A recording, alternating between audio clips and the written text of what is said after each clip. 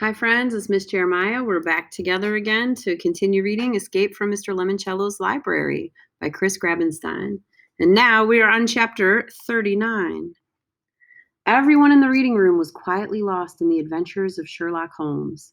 Kyle had just finished a pretty cool story called A Scandal in Bohemia, about a king who was going to get married to a royal heiress with maybe 6 names.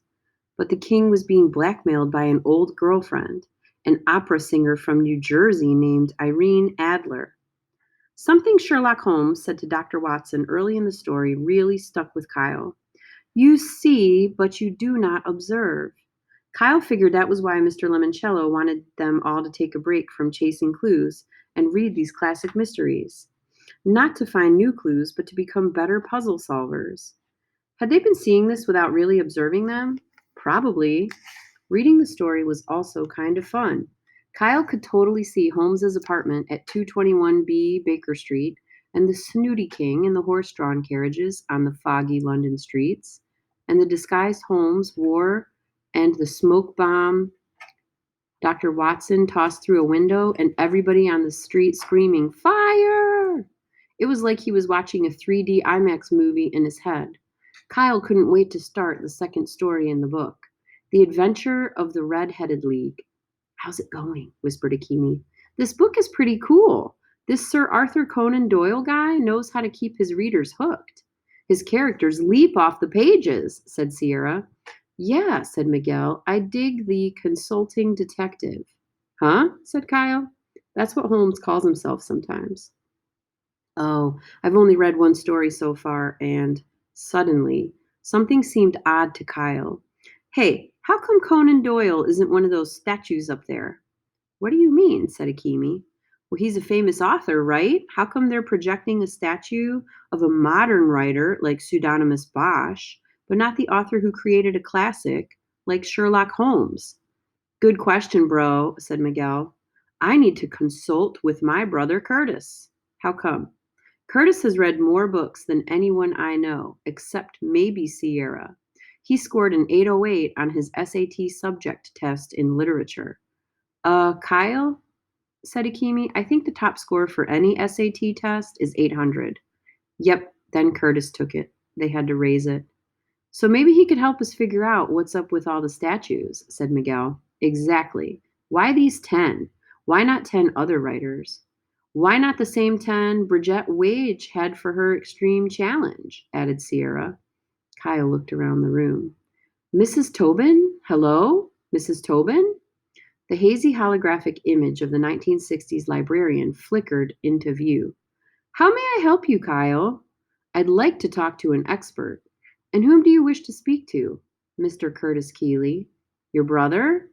"And an SAT certified expert on the subject of literature and authors and other literary type junk." Suddenly, the hologram vanished and Dr. Zinchenko's voice came over the ceiling speakers. "This is a rather irregular request, Mr. Keeley." "Hey," said Akimi, "this whole game is rather irregular, don't you think?" "We just need some more data," said Kyle, "because, like Sherlock says to Dr. Watson, it is a capital mistake to theorize before one has data." "I take it you're enjoying your book," said the librarian. Kyle gave the closest security camera a big thumbs up. "Booyah! Can't wait to see what's up with that League of Red-Headed Gentlemen." "Ah, yes," said Dr. Zinchenko, "a fascinating story. I recently reread it myself."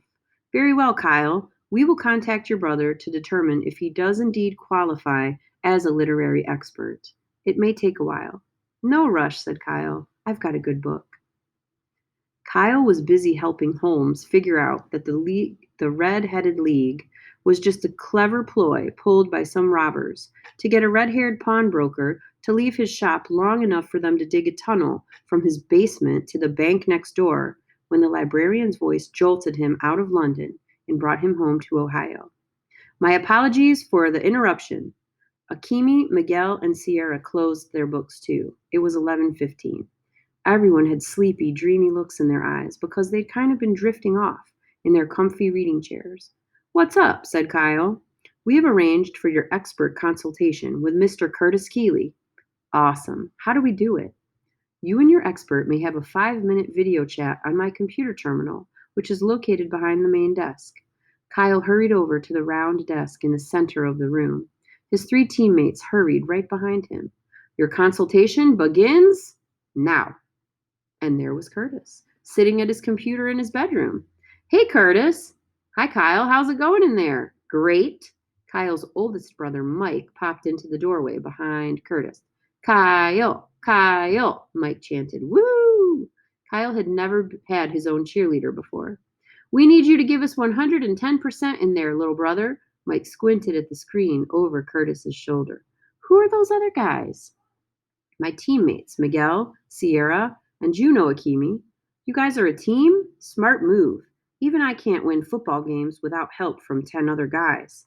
Mike, said Kyle, Curtis and I only have 5 minutes to chat. Cool, I'm out of here. Win, baby, win. Mike backpedaled out of the room, making double fist pumps the whole way. You have 4 minutes remaining, advised Dr. Zinchenko. Okay, Curtis, here's my question. What do these authors have in common? And Kyle rattled off the list of the statues in order.